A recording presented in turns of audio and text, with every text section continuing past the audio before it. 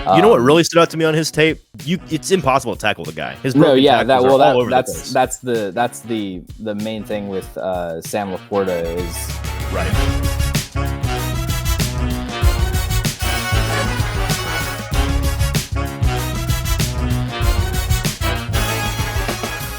Welcome into the Hot Read Podcast for Wednesday, April 19th. I'm your host, Easton Freeze, Director of Published Content here at BroadwaySportsMedia.com. We're also brought to you by the 440 Podcast Network, and I am joined, as always, on this fine Friday by producer JT. JT, how are you? Glad to have you back.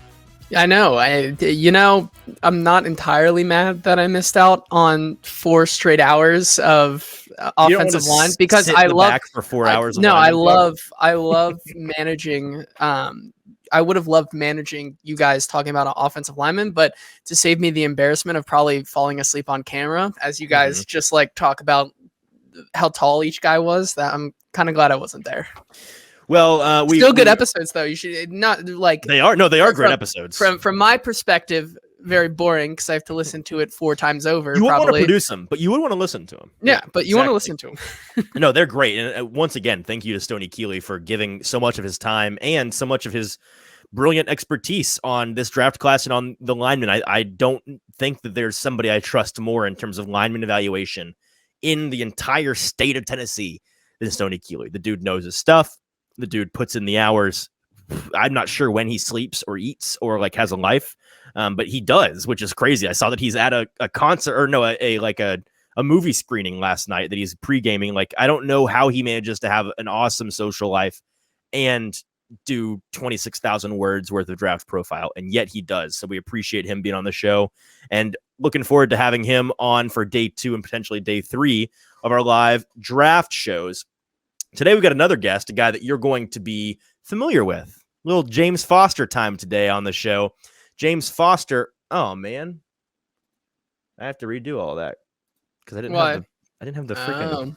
We have to get James back on here. No. I took it off for James because it was like his whole face was covered. Yeah, I got you. Who designed this stupid overlay? What a moron. I don't know. I know, me.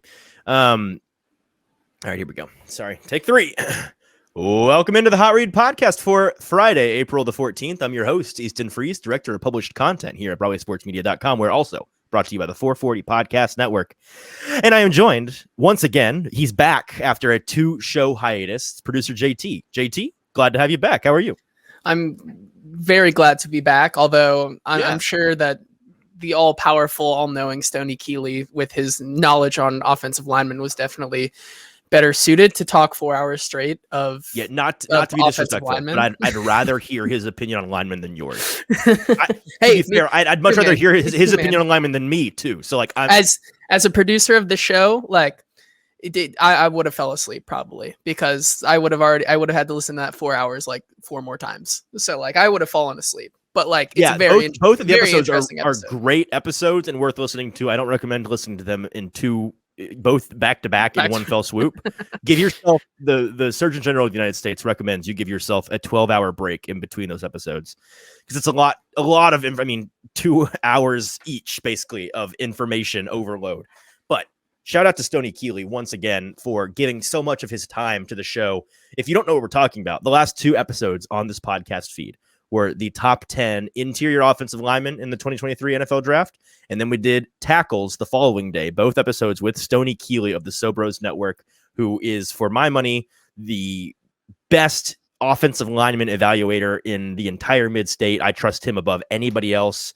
And he's got the goods. He knows what's going on. He knows how to evaluate these guys. He puts in the legwork. He puts in the time, in the effort, and tape study, going down to Mobile, watching them live. Like, he knows what he's talking about, and he does a much better job than I do explaining the pros and cons of each of those linemen. So go and check those episodes out. Today, we've got another guest who you'll be very familiar with. It's the return of James Foster of No Flags Film and A to Z Film Room on the show, and we are talking tight ends today.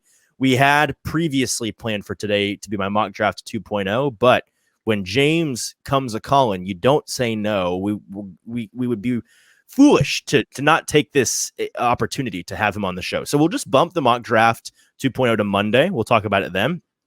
for today, we'll cover the tight ends, which we were going to do next week anyway. So just a little flip flop. James is fantastic. We talk about really how James and I concur. There's a set 5 guys in this class that are worth a day 1 or day 2 consideration. And they all are kind of a different flavor. It's a choose your own adventure situation as to what kind of player you want. And then beyond that, there's some day 3 value guys that I think you can find. Titans fans in particular should pay attention to those guys, because it would not shock me at all if somebody in the 4th, 5th round came to Tennessee, like, I don't know, a Payne Durham or something, that was a guy who you would learn to love pretty quickly. I think that there's some real value on day 3 in this tight end class. So a lot of fun to talk about all around. Let's get to the conversation without further ado. James Foster of A to Z Film Room. It's our top 10 tight ends. All right, let's welcome in a very friendly face, James Foster, once again, back with us on the Hot Read Podcast. James, how are you, man? I'm doing great. How are you doing? Good. It's been a long time. Excited to have you back and excited to talk about some tight ends today. We've got a pretty decent tight end class here to talk about. There's a lot of talent, and I think it's something that I don't know. I want to, before we start on the individual guys, I want to get your overarching view of this tight end class and just how talented you think they are. But then my thought is that these tight ends may rival the relatively poor wide receiver class in terms of who gets drafted where. It wouldn't shock me at all if some teams in the 2nd and 3rd round find themselves wanting a pass catcher and they think that there are better tight ends on the board than receivers. What are your thoughts on this class, and what are your thoughts on that? Yeah, I think overall it's a good class, but everybody says good or bad or average class. It's really about kind of where it breaks down by round. And without getting into the specific people, I think there's a top 5, a clear top 5 players that all offer a little bit different skill set, but I would be targeting them in the late 1st, kind of 2nd, early 3rd round if I had a specific need. And then I think there is some good depth, but definitely better than previous years. But tight end's not a position that's going to go like 20 deep of guys that can play. It's really like I have 16 draftable grades, and when you get to like the 7th rounders, that's really borderline. Yeah, no, I agree. And it is one of the more fun positions to talk about, in my opinion, because when you're talking, tackles or defensive linemen, it tends to be a lot of the same over and over. Whereas with tight end, I mean, it's really like 2 or 3 different positions in one. These guys offer so many different things. And I agree with you. I think there is a pretty clear-cut top 5, and all 5 of those guys are pretty different players. So it is really kind of a choose-your-own-adventure situation. And I think this position group in particular may end up falling on the draft board differently than people think, simply because teams are going to be looking for a tight end that fits in their system more than they're looking for just the best guy on the board, right? Like a team that wants a pass catcher isn't necessarily going to go for a guy like, Michael Mayer or Darnell Washington if Dalton Kincaid or Luke Musgrave are still on the board. Those guys are going to be a different cat in the league. So let's start backwards to forwards here. We'll do the first 4, 10 through 7 on each of our boards. On my board, I have at 10, Davis Allen out of Clemson. At 9, Luke Schoonmaker out of Michigan. At 8, Tucker Kraft out of South Dakota State. And at 7, Zack Kuntz out of Old Dominion. Who are your 10 through 7 tight ends? So at 10, I have Davis Allen out of Clemson. 9, Brenton Strange out of Penn State. At 8, I have Luke. Is it Schoonmaker or Schoonmaker? I've heard Schoonmaker, but it wouldn't shock me either way. Luke Schoolbus out of Michigan at 8. I've got Zack Kuntz out of Old Dominion at 7. What did we say? Okay. 6 through 10? Yeah, 7 through 10. We'll do the first 4 guys. Yeah. So we both have Kuntz at 7. We both have David Allen at 10. Let's start with 10. Let's start with David Allen out of Clemson. Give me your thoughts on him, and then we can run through some of his numbers. Yeah, I think Davis Allen is a player that I had to lower after the combine because, pulling up his athletic testing right now, like 40-yard dash, 23rd percentile. Yeah, and that, great. 40-yard dash is really important for tight ends because most of the routes that tight ends are running is basically just like outrun this linebacker. Right. The He had a ability 4.84 40. That's not the greatest, but his 10-yard split is 77th percentile, 1.6. Well, so he can get off the line. Here's what I'll say with the 10-yard split percentiles. Okay. You have a I take think on that? that's look at the last 2 years on RAS. Then like this isn't a shot at RAS or however you pronounce it. It's just like something within the database or how they're being reported. The average like 10-yard split percentile for the last 2 years has to be like in the 80s. Like everybody has like a super high 10-yard split and then a really bad 40. So I've kind of like in my database, the way I calculate the percentiles, I've stopped including the older previous years because I think there was something where they were just being like underreported or now they're being, I don't know what the deal is, but I think that it's a little. You just don't trust that older data. Yeah, I don't really trust the either the new or the old 10-yard split data. Something's up with that. But yeah, I think he is kind of just like a limited vertical athlete. Not in terms of his vertical jump, just like downfield speed, which is a big part of the tight end position. But I thought he was one of the best run blockers in this class. I thought, did a great job high pointing the football. And like, he's not just a run blocker in the sense that he gives effort. Like he does a great job getting his hands inside and, driving people into the ground. There were some focus drops and, when you combine somewhat inconsistent hands, even though I think he has good ball skills with limited speed, I have a late 4th round grade on him. So that's about as high as I would go with Davis Allen. Yeah, I'm looking on the consensus board. He is relatively low on here. His measurables were definitely underwhelming at the combine. Comes in at 6'5", 245. So he's a big fella, but he's not the heaviest guy at all. I was more impressed with him as a contested catch guy than I thought I would be when I watched some of the film. I went just now and look at the stats. He caught 17 of 20 contested targets in this past 2 seasons. So like he's got good hands for sure. He can high point the ball. And then like you mentioned, he's a pretty decent blocker as well. I agree. 4th round, day 3 is the earliest that I would even consider him. But the versatility, I think that if I don't know, you would definitely want to put some weight on him in the NFL, would you not? I don't like that he's that tall and lean. Yeah, I think he would definitely want to add some weight. It's always hard with, I thought his weight was okay on tape. It's hard with the specific weight that players get down to at the combine because, like with Davis Allen specifically, I'm assuming that he's wanting to get his weight down so that he can get his 40 time up.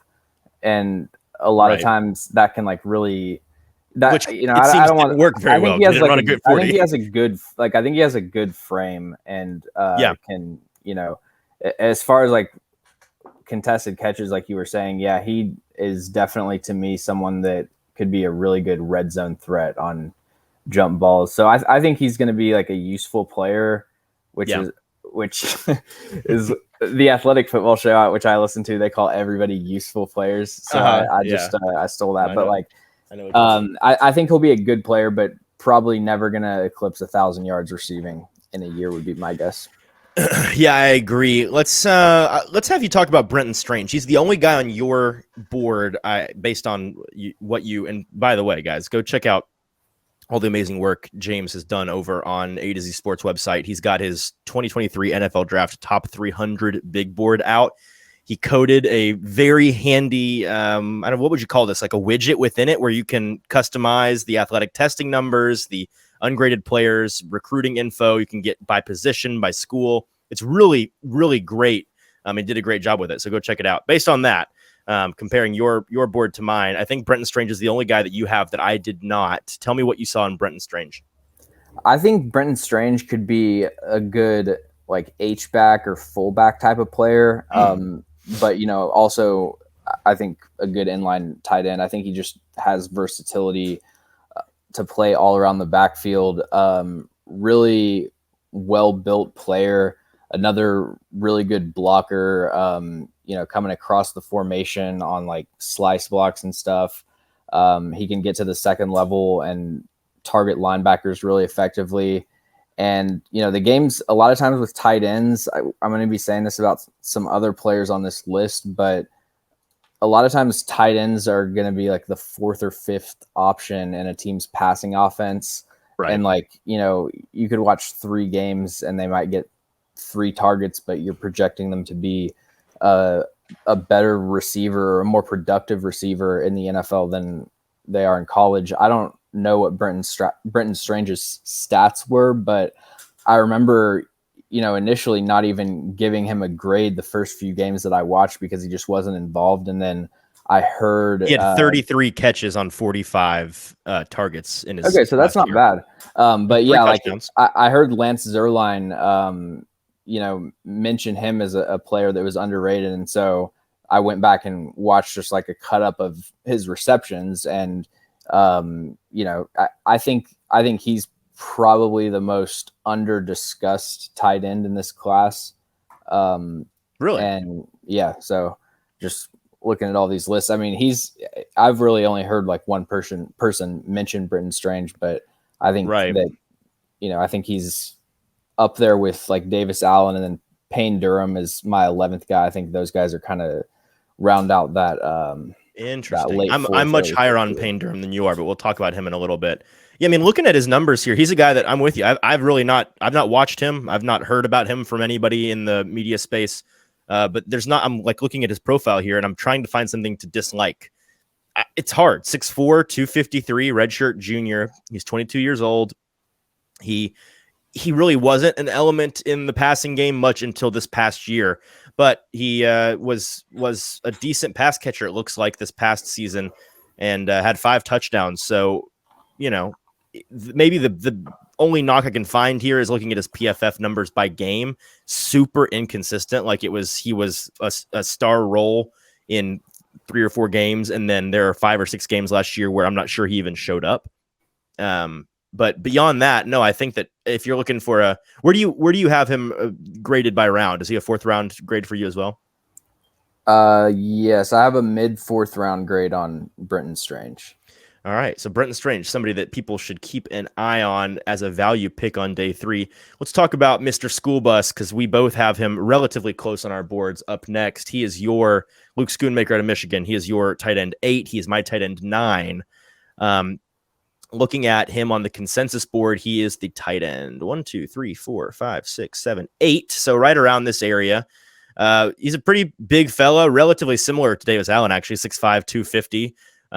He's got a better 40-yard dash for sure, 4.63.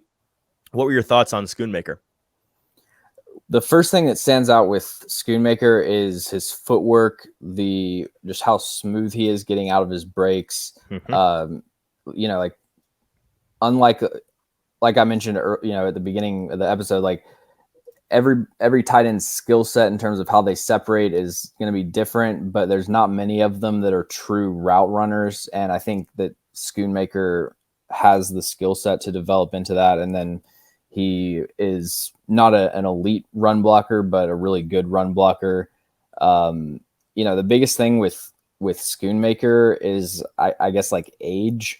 You look at his athletic profile. I mean, 96 percentile 3-cone.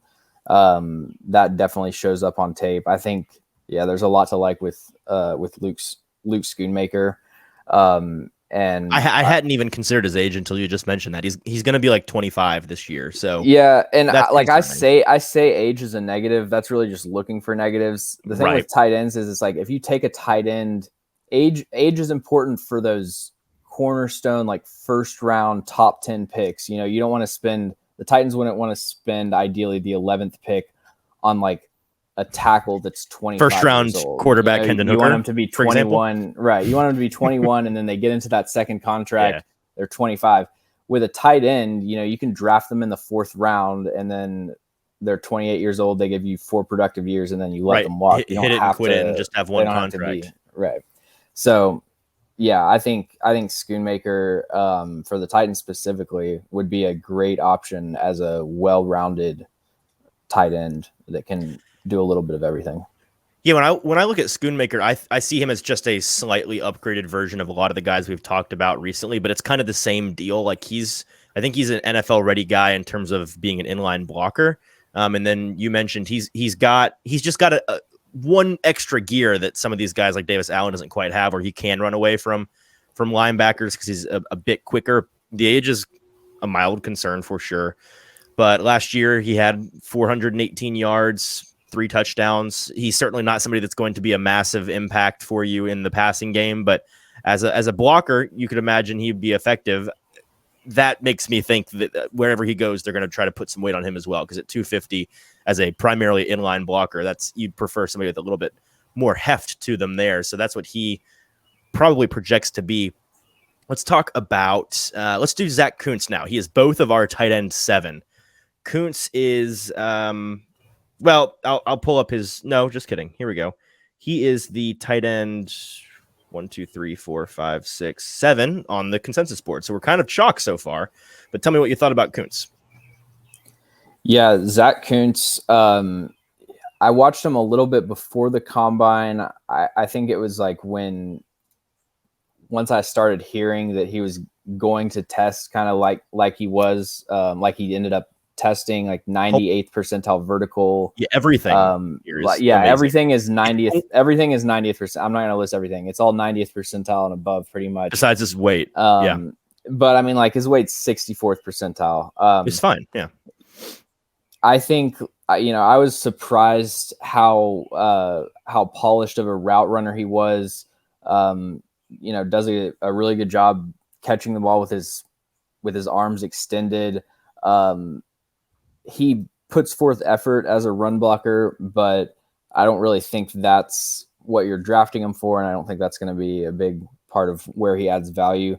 But I think he's, when you compare him to Luke Schoonmaker, I have a 4.28 on Zack Kuntz and a 4.23 on Schoonmaker. That's almost identical grades. That's basically to the point where I've gone in and just shifted it to differentiate them, so they have different ranking numbers, honestly.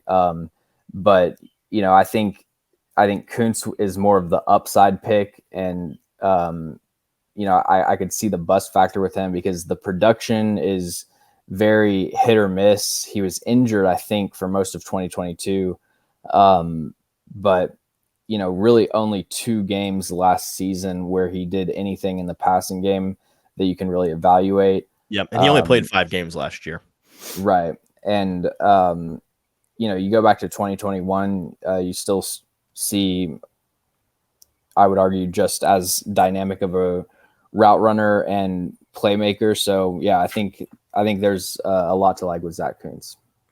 No, I agree. He's more project-y to me than a lot of the guys we've talked about, and just a little bit. Like, he's got some polish to him for sure, but it's really the fact that he's just an elite athlete that attracts me to him and thinks that he can be a decent guy in the NFL with a little bit of development. He was one of the wonders of the combine because his testing was so fantastic.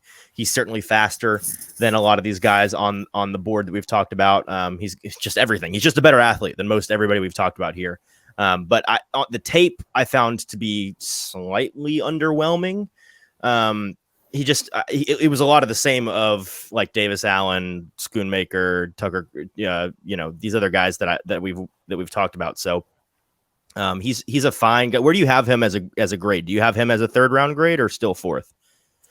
Or early 4th on Zack Kuntz, and then early 4th on my 6th tight end. Okay, well then maybe we will break into the day 2 guys. Let's do 6 through 4 here. On my board, my tight end 6 is Payne Durham out of Purdue, who I'm higher on than you. He is your 11th guy. Then Luke Musgrave out of Oregon State. I'm much lower on him than many at my tight end 5. And then tight end 4, Sam LaPorta out of Iowa. Who are your next 3 guys?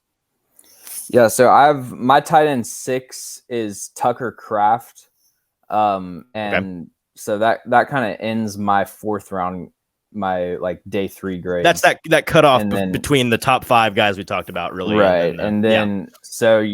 Then when we get into the top 5, my 5th is Darnell Washington and my 4th is Sam LaPorta. I see a big gap between you get Tucker Kraft, and then to me there's a huge gap, and then not that much that differentiates really the top 5 guys. It just depends on what kind of role you're looking for in your offense. Yeah, I agree. So let's cover these 2 guys before that are outside that top 5, and then we'll move into those 5 guys. I want to get your thoughts on Payne Durham, because he's my tight end 6. I've been high on him ever since there was a lot of hype coming out of the Senior Bowl about him. Compelled me to watch his tape earlier than probably any of these guys, and maybe it's just the fact that I watched him first that I've got a little draft crush on him. But there's a lot of things I like about him. Before I talk about those things, I want to hear from your perspective. What did you think of Payne Durham when you watched him? Yeah, I thought he was a great blocker, really good hands. I mean, I watched. That's the thing for me, man. His hands are awesome. State game. There was a play where he just like pancaked this dude, and then the very next play made this crazy diving catch on an over route. So yeah, I really like how, I think he's a sure thing as far as what he brings to the table. But, my thing with Payne Durham is like, there's just really no ability to separate from what I saw. Just 4.87 second 40, not great. Yeah, it really, like, linebackers, especially defensive backs, have no issue keeping up with him in man coverage.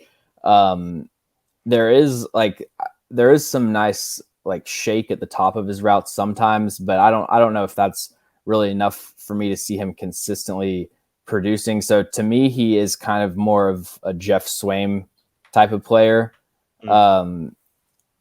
And like, I actually think that like Jeff Swaim is a good blocker. So that's not as negative of a comp. That's sacrilege around as here. Like, as maybe some other people would think, but yeah, I mean, like, I think that you need a Jeff Swaim type of player in your offense, and Payne Durham is like a blocker with maybe more. I would say he has more secure hands than Jeff Swaim. That's what I was going to say. In terms of like actually I don't hate creating anything within the offense, I don't know that you're really getting Payne Durham the ball consistently unless it's like a play action shot play where you just fake out the defense. I don't hate the Payne Durham Jeff Swaim comp, except for the fact that I would just call him Jeff Swaim if he had actually good hands. And it's not like it's not a hard set comp. It's just more like right. But I think he is a lot like role. I think.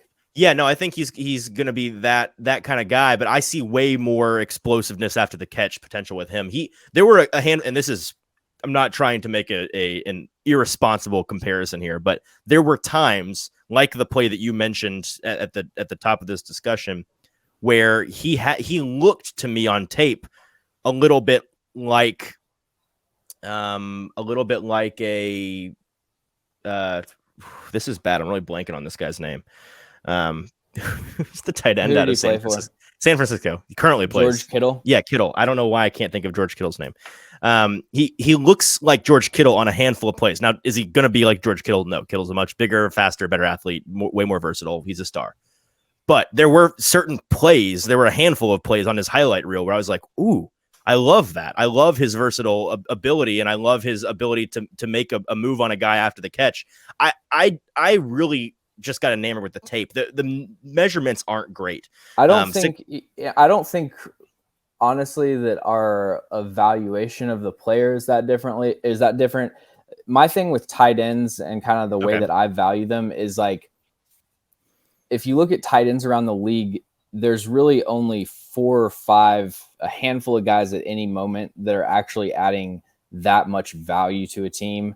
Totally. And then like tight ends 6 through 30. Yeah. It's like, the difference is just not really even worth investing that much extra capital into. So it's like, if I don't think a guy has a chance to be in that Travis Kelce tier, at least like a shot of being in that tier, I'll just let someone else take them and assume that I can find a solid kind of like lunch pail type of guy, and as a UDFA or whatever.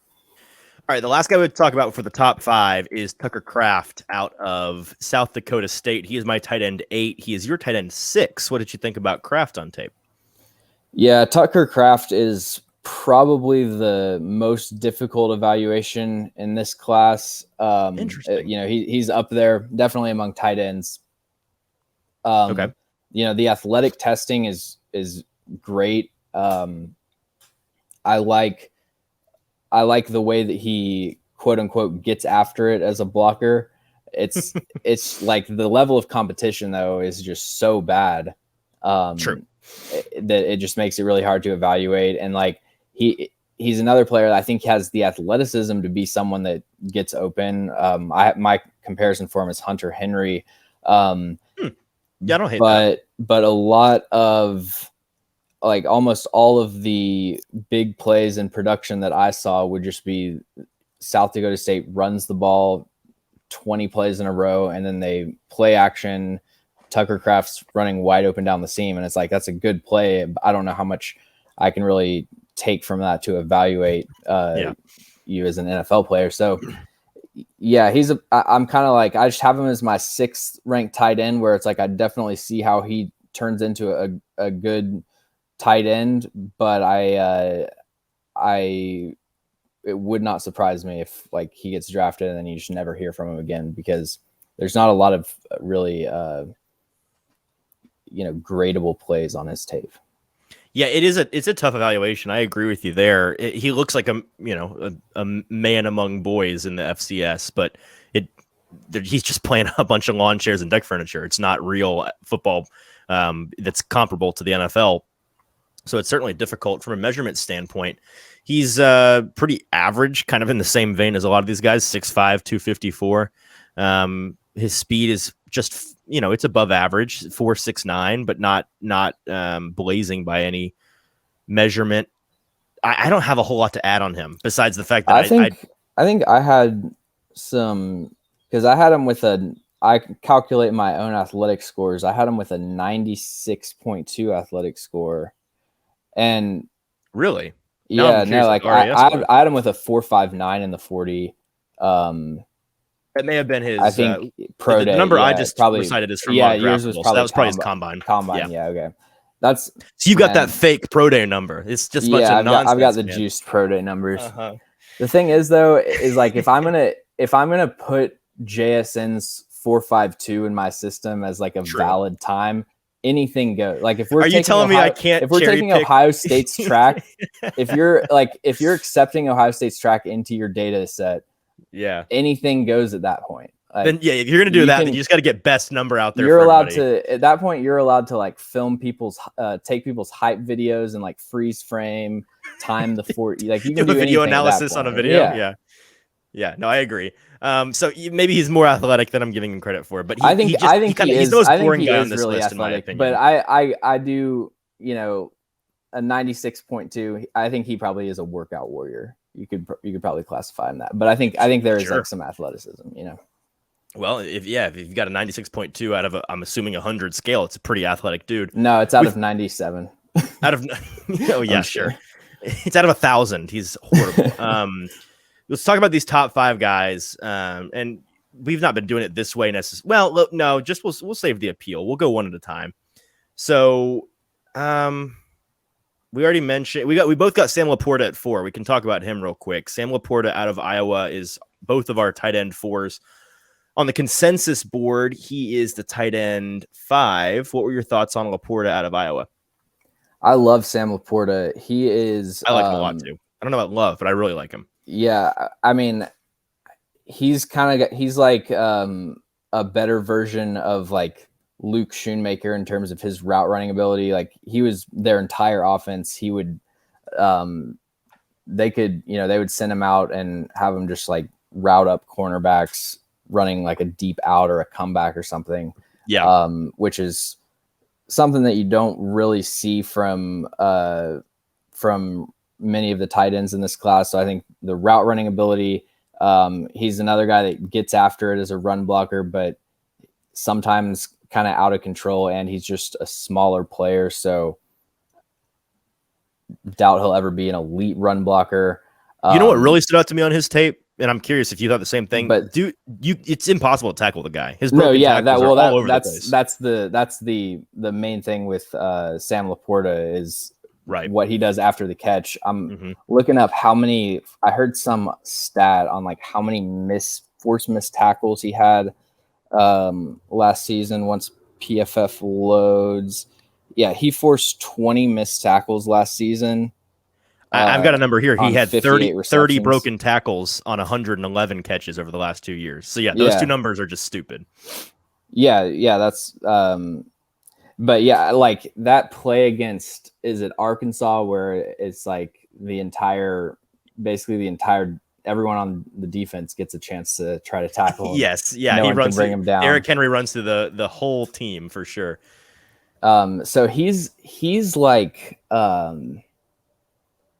my comp for him is Trey McBride, who like barely played. So those are the best comps, ones that players that you can't refute the comp because we don't know. Right? Like comps that were of players that are still basically draft prospects. That's what we should do. We should make comps during draft season only to guys from last year's draft, so that it's impossible to really know. But Trey McBride was like that, where it's like, okay, if you just get him in an offense where, like, if the offense can't run, we go into Sam LaPorta mode, where we're just going to dump it off to him and let him get 8 yards after the catch and just kind of spam that play. I think for teams that are really bottoming out offensively and just need someone to eat up a bunch of targets, I think that could be Sam LaPorta. Do you think he's going to be in the NFL? And it depends on where he goes, but do you think he's going to be more of a receiving only guy? His size is concerning when you consider the inline blocking potential. Do you think he'll be versatile in that way? He's it depends on what kind of offense they go 245. to. Like, if for Sam LaPorta to be on the Titans or the Falcons or the 49ers, right. There would need to be another better blocker. But if you're going to a team that barely runs the football, and when they do, it's like inside zone out of shotgun, I think he could be the guy in that sort of system. This is really the first guy on this list, based on my tape study. He's really the first guy we've talked about that's an actual threat in the seam. Like, I trust this guy to do more than run against linebackers. In college, he certainly was able to do that. He's, like we mentioned, outstanding with the ball in his hands. He talk about a guy that has a little bit of Kittle to him. Like, this guy will just run through the entire team, like you mentioned. He only had 1 touchdown his senior year, which is really funny. Like, he's not a red zone threat based on his college, because he only had 5 touchdowns in 3 years.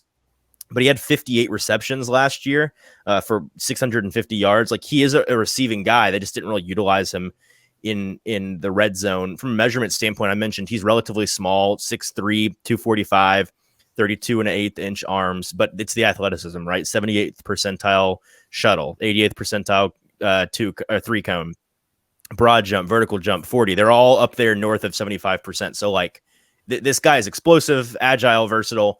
And I agree he is one of the top 5 guys in this class. What round grade did you have on him? Is he around early 3, late 2? Sam LaPorta is a late 2. So okay. My top 2 guys are mid 2s, and then my next 3 are late 2s. So okay, really, so you don't have any of these guys graded as a first round pick. Well, my number 1 guy is the 32nd ranked player on my board. It spans from 32 to 48. So like it really is just a top tier to me of players. Yeah. No, I agree. Let's see. Who should we talk about next? Let's do Darnell Washington, because he is your tight end 5. Spoiler, he is my tight end 3. I'm drinking the Kool-Aid like the rest of Titans fans, media, Twitter. He's just, JT can attest to the fact that if you were there at the combine, just getting to stand next to him and then watch what he did on the field, it's really hard not to love the guy. What were your thoughts on him out of Georgia? Yeah, Darnell Washington is a player that I probably started out a little bit higher on and have gotten lower on once I try to just think about what his actual role in the NFL is, because when I first watch his tape, it's like the fact that a human that big can, do what he does is almost just so impressive that you kind of give him a higher grade. And then it's like he's another player like some of the later guys that we talked about, where I don't think he's ever going to be a high level separator in the NFL. He struggles to get off of the ground. You actually see that with his vertical jump, but as far as, if he's not going to be someone that can just beat people with quickness and separate as a route runner, which is fine as a tight end. If you have the speed and the ability to be an elite contested catch threat, or you're just like almost 6'7", and it doesn't matter if you can get off the ground, you can just high point the ball, like right. But it's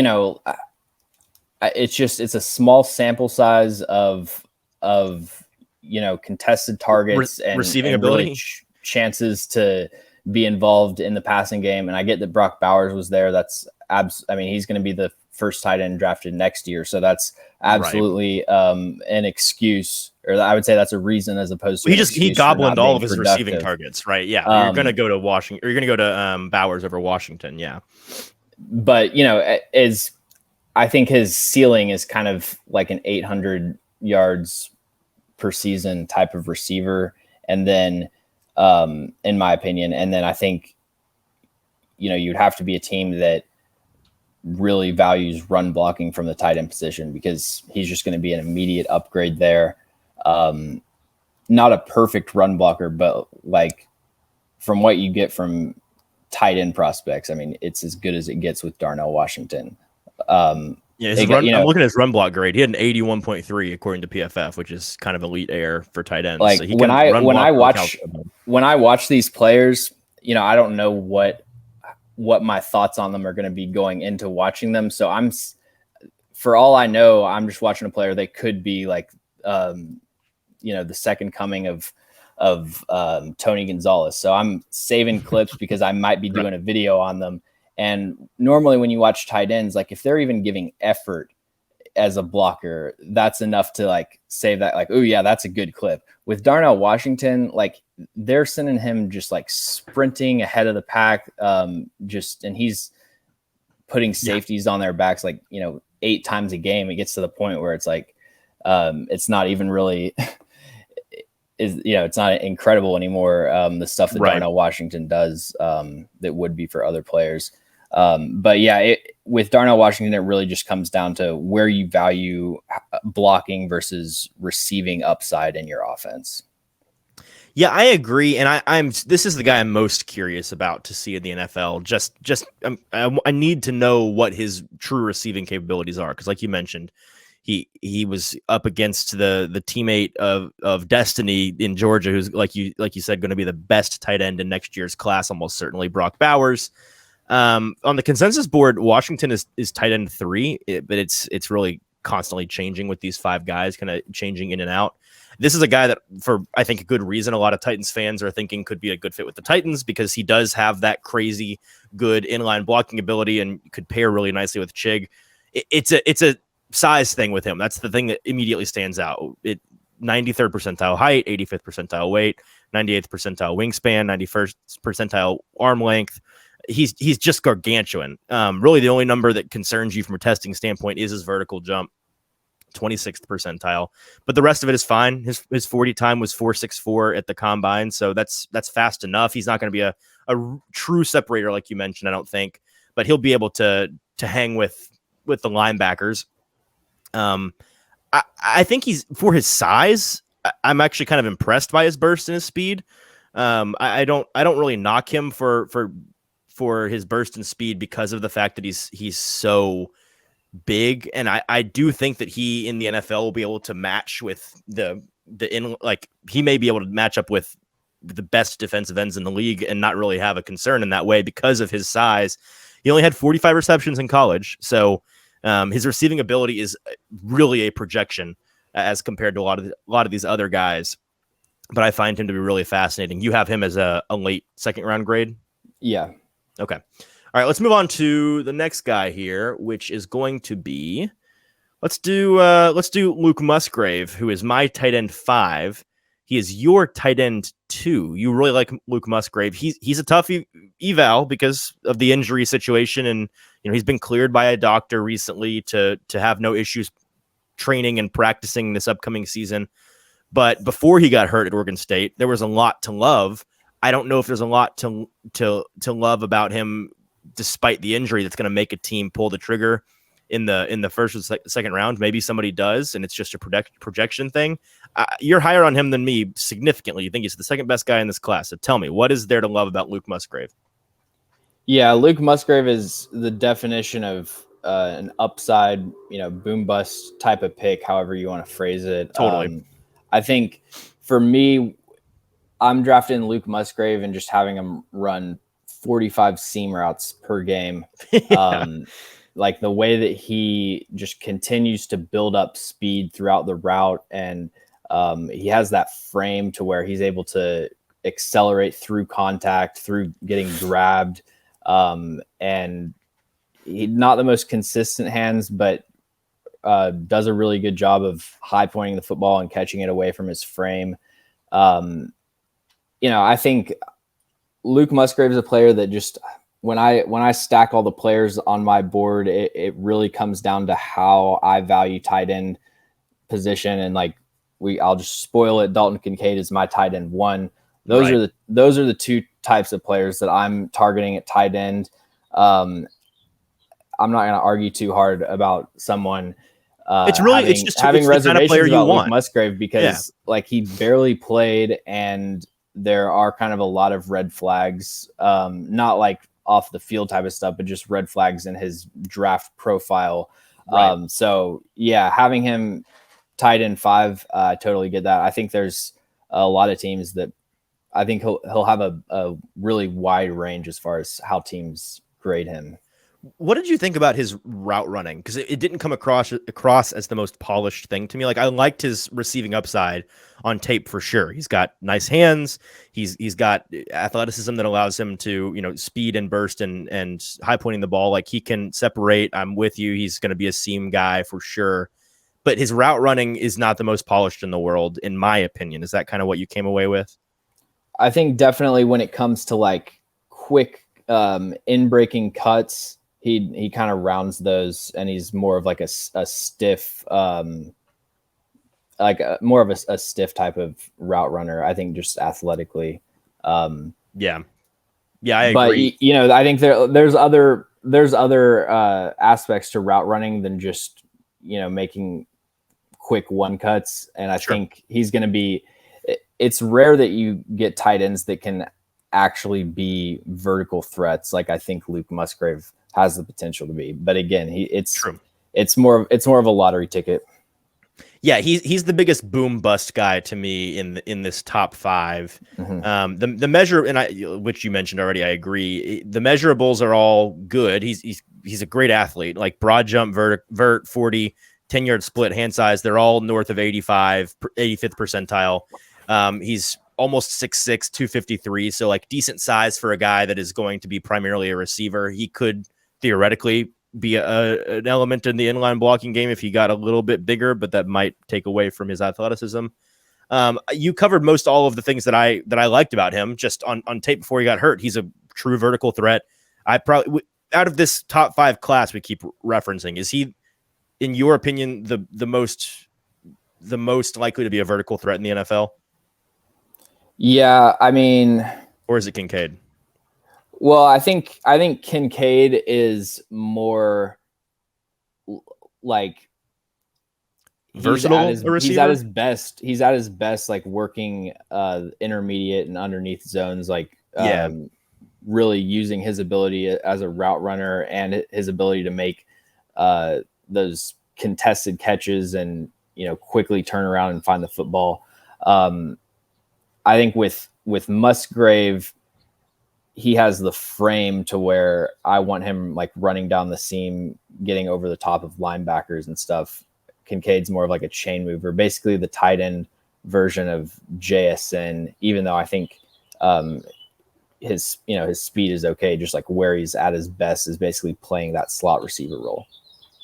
All right, let's move on. We're into our top threes here, so we can just go ahead and reiterate those and reveal the guys we haven't revealed yet. My top 3 tight ends. Tight end 3 is Darnell Washington, who we've already discussed. Tight end 2 for me is Dalton Kincaid, and tight end 1 is Michael Mayer out of Notre Dame. Who are your top 3 tight ends? So number 3 would be Michael Mayer out of Notre Dame. Number 2 is Luke Musgrave, and number 1 is Dalton Kincaid. Yeah, and that makes sense. It really is how you structure your tight end board. It's really dependent on the kind of player you're wanting. It makes sense that you're wanting a guy that is more of a receiver type. So Kincaid and Musgrave are way up there. I like a guy that's more versatile in that way. I think Michael Mayer is the most talented at doing both things you want a tight end to do in this class. But we can talk about him in a second. Let's go ahead and get into Michael Mayer at Notre Dame because he's your tight end 3. He's my tight end 1. I'll rant and rave about him in a second, but tell me what you liked about him. I'm assuming the reason he's your 3rd guy is simply because he's not as good a pass catcher as those top 2. Well, not as much about pass catcher. It's more just athletic upside, I think, would be the biggest thing with Michael Mayer. I got you. I really like his route running technique and his ability to sell that he's going in one direction. And, I think he does a good job separating for someone that isn't just this naturally like twitched up athlete. Really reliable hands, difficult to tackle. And when we look at, he would be out of this top 5, he would be the 2nd best run blocker besides Darnell Washington, who's, literally a generational run blocker at the tight end position.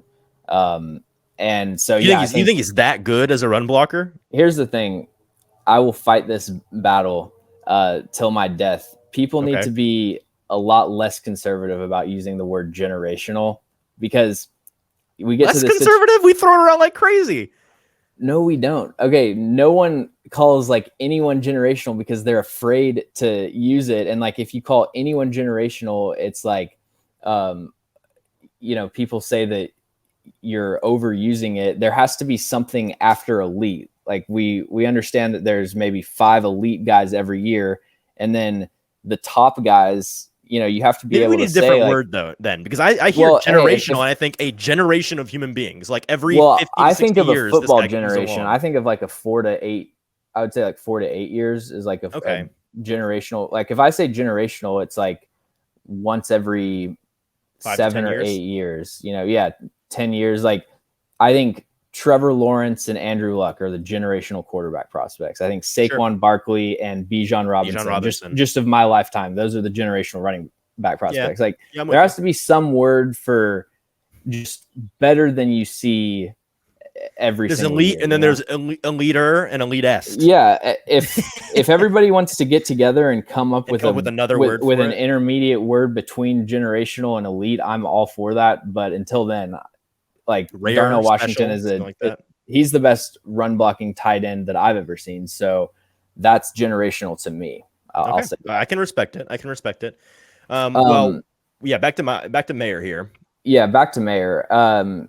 So yeah, I think if I was splitting up my tight ends by like glorified slot receivers versus true Y tight ends, Michael Mayer would be Y tight end 1.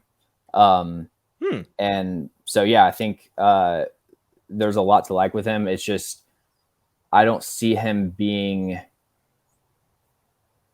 the receiving upside. I think I don't want to call him not a good receiver because he can catch the ball. He does a good job running routes, but I think the receiving upside is just in the NFL. It's so tied to athletic traits. And I'm not sure that he can really ever be like a top 5 receiver. And to me, that's more of a 2nd round player. From a measurement standpoint, it's the least impressive thing about Mayer, right? His height, his weight are just average 6'4.5", 250. He's got a really 9th percentile wingspan. Like he's not got the arms that are ape hangers in that way. He's got a 4.7 40, which is fine, slightly above average. From a tape standpoint, he's the most versatile guy, like I mentioned, in my opinion. That's why I have him as my one. I think that if you're wanting somebody that can truly do both, and you don't have to project either to do both. You know that they can do both.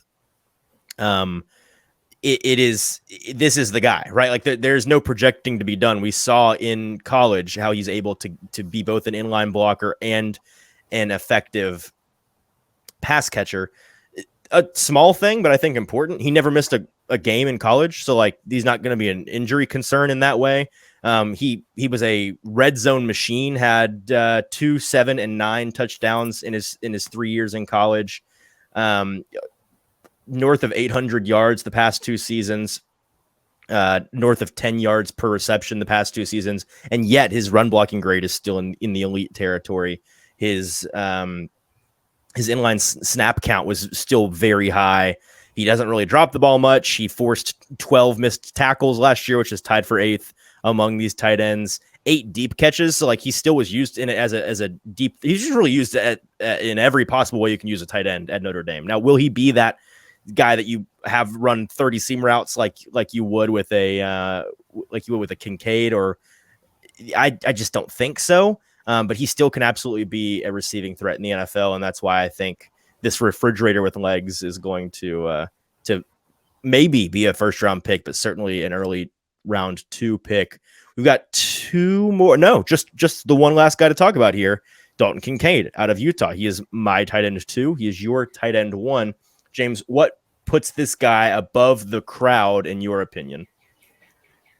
I think he's pretty decisively, I'm just looking up the board. I think, pretty decisively the best route running tight end in this class. Agreed entirely. I was really impressed with just his focus as a pass catcher.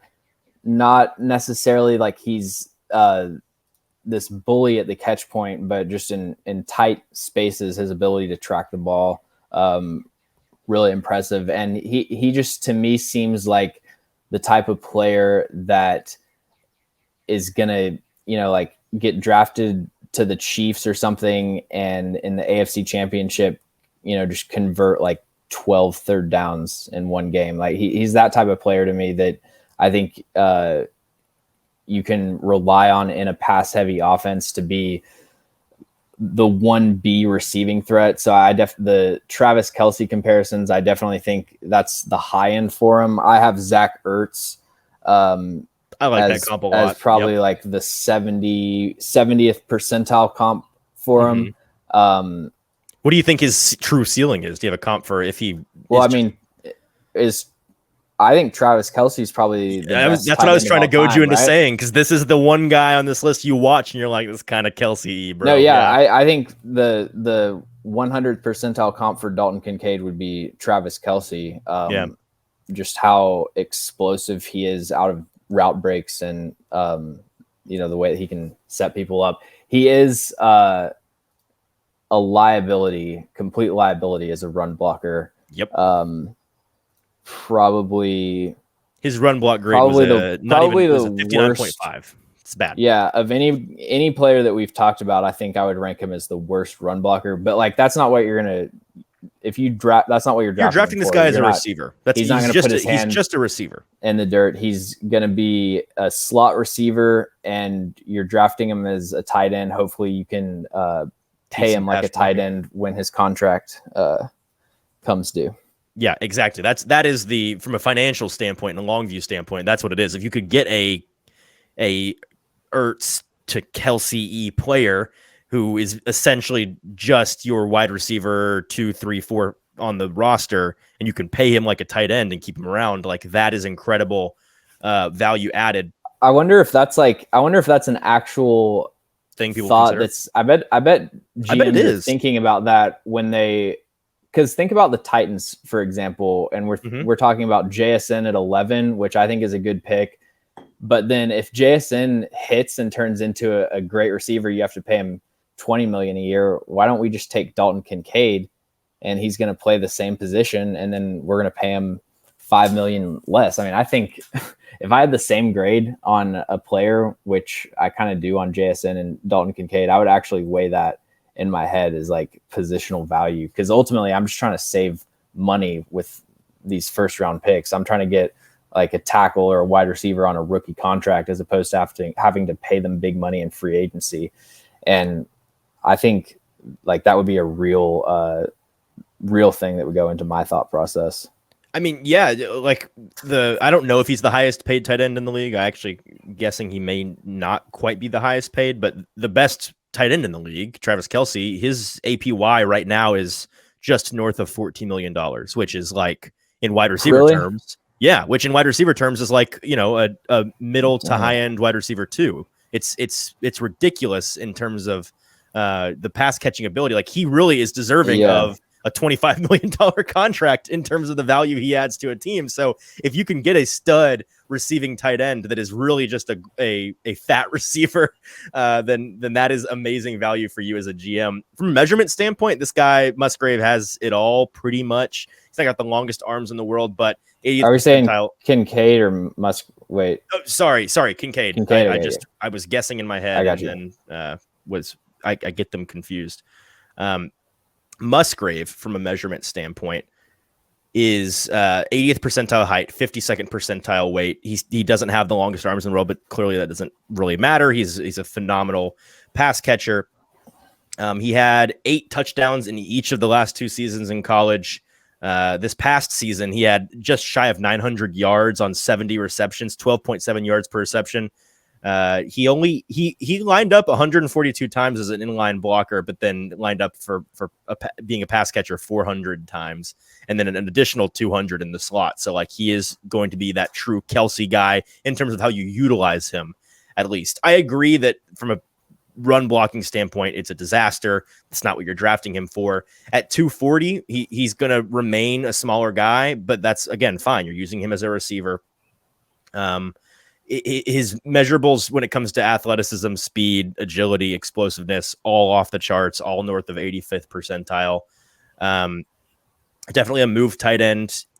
If anything, from just a build standpoint, I don't want him to get any heavier, but from a like muscle mass standpoint, I think he can get a little bit more rocked up. Seeing him at the combine and watching him on tape, like he doesn't seem like he's carrying as much muscle as he could potentially be carrying. Maybe that's just a poor assumption on my part.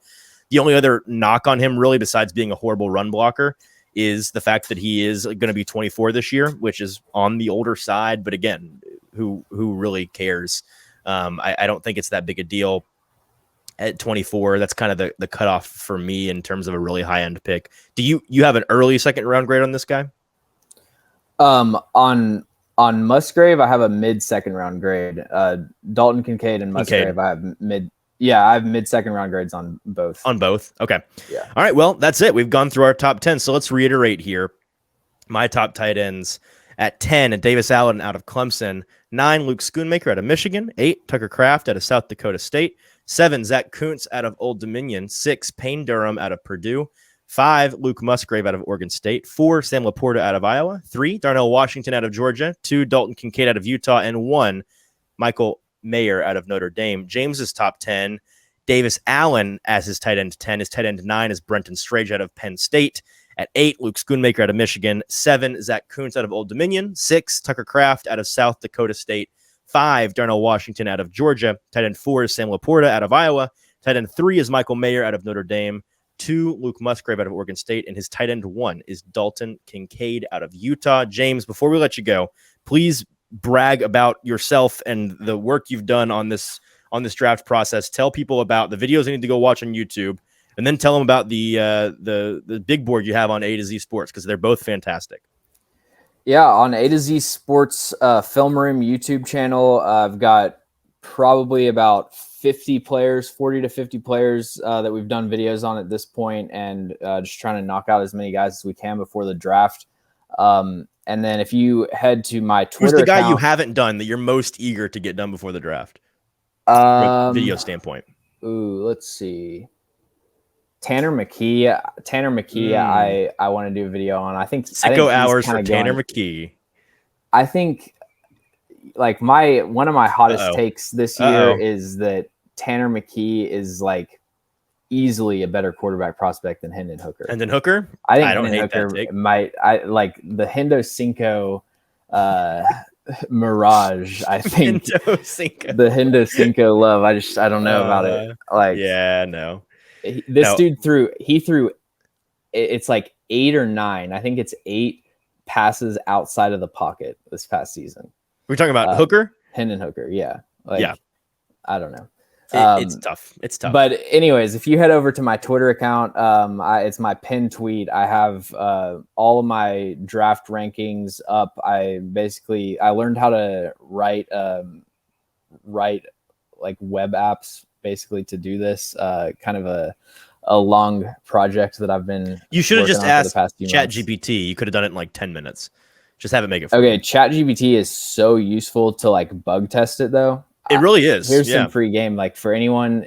Because I used to think like, oh, I really need to learn how to code, but I don't have time to like take some class. So my thing is like, I would just like write the framework of it and, write it piece by piece and then copy and paste the code in and say, hey, why isn't this running? And it would tell me the right answer. And exactly why. So, I would, anybody that's looking to, get into that sort of thing, the barriers are a lot less stringent than I think they used to be. So yeah. No, I agree. Guys, go check him out. James Foster, Twitter, YouTube, A to Z Sports. Does fantastic work. The most knowledgeable guy when it comes to the draft in the Nashville media market. James, appreciate you being with us. Hopefully we can have you on one more time before the draft is here, man. Have a good one. For sure. Thanks for having me.